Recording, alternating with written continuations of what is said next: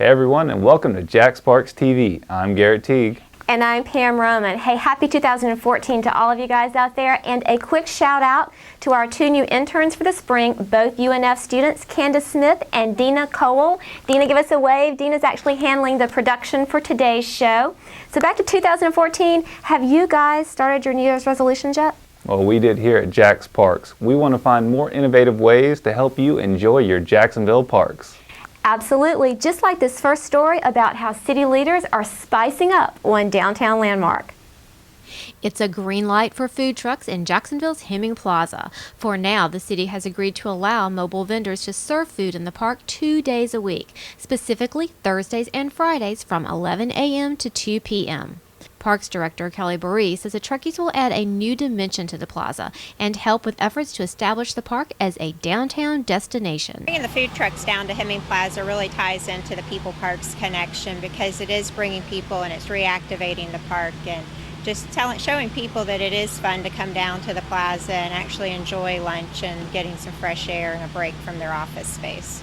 From what we've seen so far, both park patrons and vendors agree that adding the trucks to the plaza is a surefire recipe for success.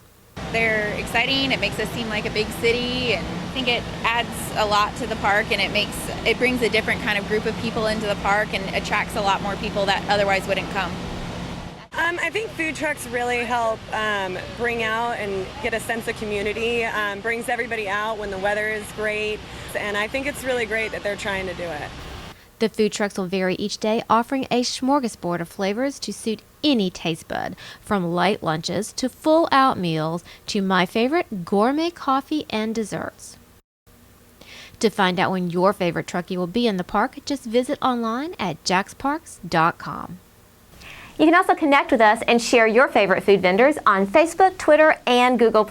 And just because the temperatures are cooler doesn't mean you still can't enjoy your parks. Up next, some tips on some outdoor fun with or without the sun. Before you lace up those shoes or put on that helmet for your ride during the winter months, you better make sure you're properly prepared for the weather.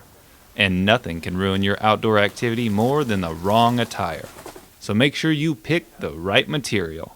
The first thing is I never wear anything cotton because once it gets wet, it stays wet, and then when you stop riding your bike, you get really cold. So I wear typically synthetic fabrics, polyester fabrics. Wool socks are great when it's cold, especially because cycling shoes are really typically very ventilated.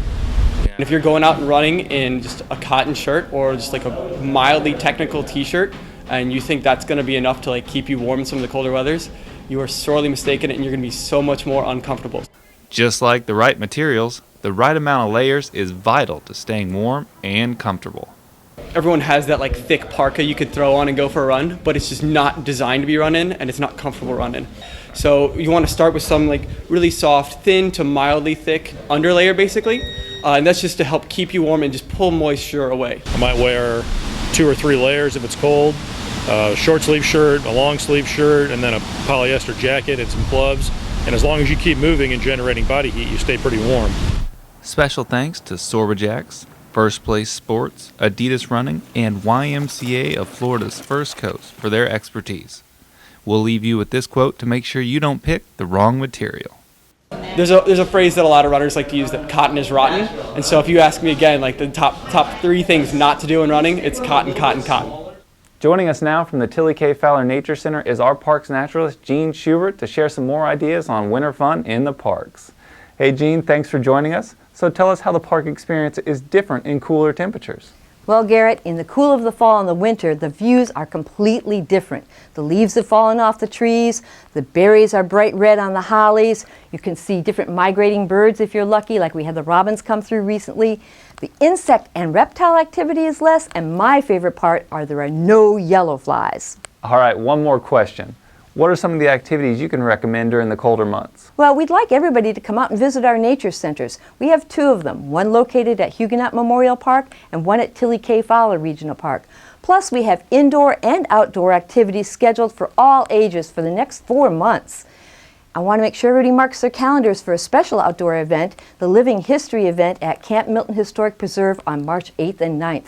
That's going to be awesome. Well, thanks, Gene.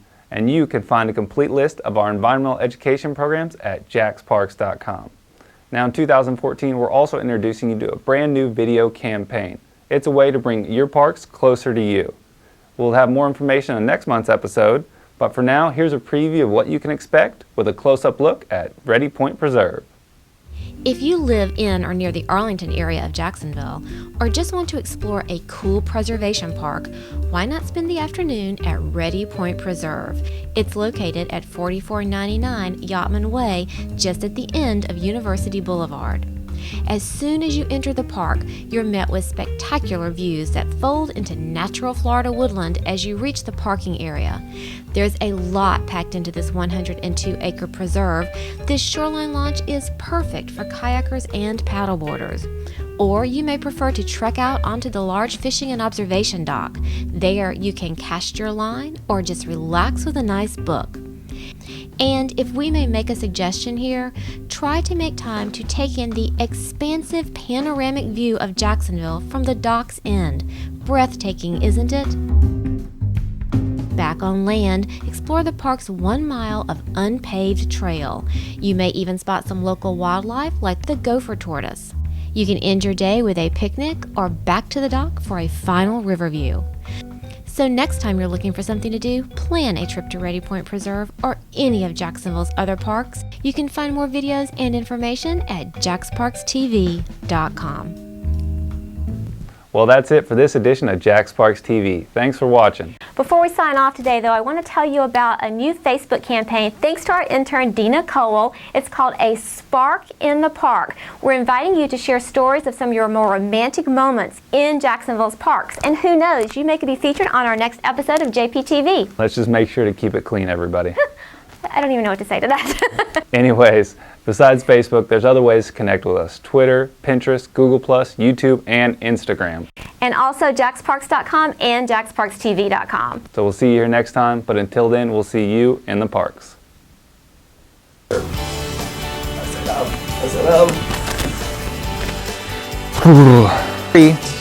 keep it going. Some actors you can recommend for the next couple of months. Bloopers are going to be great.